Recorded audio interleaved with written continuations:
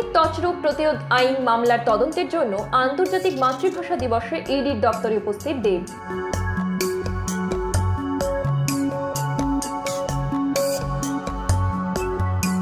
Enforcement directorate গরু পাচার সংক্রান্ত একটি মামলায় অভিনেতা দেবকে জিজ্ঞাসাবাদের জন্য তলব করেছে। তৃণমূল কংগ্রেসের সংসদ সদস্যকে সকাল 11টায় দিল্লির ইডি অফিসে হাজির হতে বলা হয়েছিল। ঠিক সেই মতোই সকাল 11টায় ইডির দপ্তরে পৌঁছে গেলেন দেব।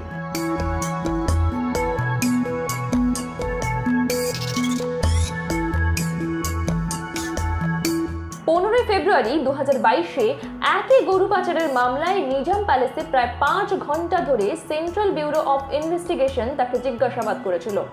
সেই সূত্রে জানা যায়, জেরা করার সময় একজন সাক্ষীর থেকে দেবের নাম উঠে আসে, যার কারণে দেবকে ডাকা হয়েছিল। জিজ্ঞাসাবাদ শেষে সাংবাদিকদের দেব জানিয়েছিল, একজন ব্যক্তিকে চিনি কিনা সেই বিষয়ে জানতে চাওয়া হয়।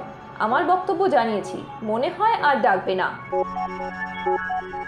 এরপরে সেই বছরই 22শে জুন দিল্লিতে এনফোর্সমেন্ট ডিরেক্টরেট তাকে জিজ্ঞাসাবাদ করেছিল। তার 1.5 বছর পর আবারও দেবকে জিজ্ঞাসাবাদ ইডির।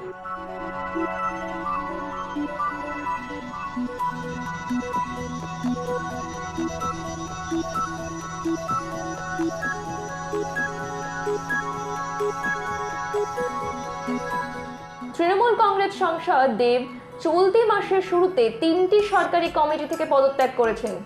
ঘাটাল রবীন্দ্র শতবর্ষী কলেজের সভাপতির পদ থেকে সরে দাঁড়ালেন তিনি। পদত্যাগের পাশাপাশি তিনি ঘাটাল হাসপাতালের রোগী কল্যাণ কমিটির চেয়ারম্যান এবং বীরভূম উন্নয়ন পরিষদের ভাইস চেয়ারম্যানের পদও খালি করেছেন। এই সিদ্ধান্ত বাংলা রাজনীতিতে আলোড়ন তুলেছে। এই ঘটনার পরে সরকারি কমিটি থেকে দেবের পদত্যাগ নিয়ে বিজেপির মধ্যে জল্পনা চলছে। তবে দেবের দলের মধ্যে দূরত্ব বাড়ার ইঙ্গিত পাওয়া যাচ্ছে বলে মন্তব্য। এছাড়াও পদত্যাগের আগে দেবকে রাজনীতিতে অসম্মান করার উল্লেখযোগ্য প্রচেষ্টা রয়েছে। সবশেষে মমতা বন্দ্যোপাধ্যায়ের সাথে কথোপকথনের পরে দেবের পদত্যাগের সিদ্ধান্ত নিয়ে একটি নতুন দৃষ্টিভঙ্গি উঠে আসছে বলে মনে হচ্ছে। তবে তার নির্বাচনী লড়াইয়ে ফেরার সম্ভাবনাও রয়েছে, যার কারণেই তাকে ফের জিজ্ঞাসাবাদ করল ইডি। আশা করা যায় যে এই পরিস্থিতির একটি নতুন দিক নির্দেশের পাশাপাশি এই সমস্যাটি সম্পর্কে একটি ব্যাখ্যা প্রদান করা হবে।